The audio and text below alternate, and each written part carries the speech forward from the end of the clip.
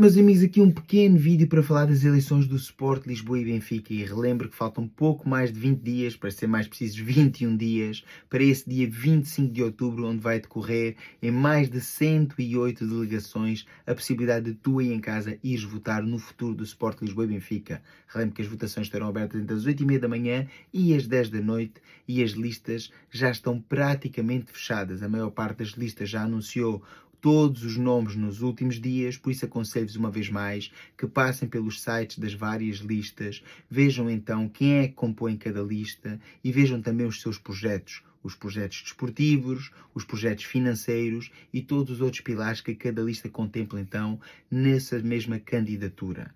Relembro ainda que nós aqui no canal já fizemos um bar do Cosmos sobre as eleições e que na próxima quarta-feira às 9h30 da noite estaremos de novo em direto a falar sobre eleições e na quarta-feira seguinte novamente a terceira edição. Por isso já sabes, marca na agenda e vem ficar connosco.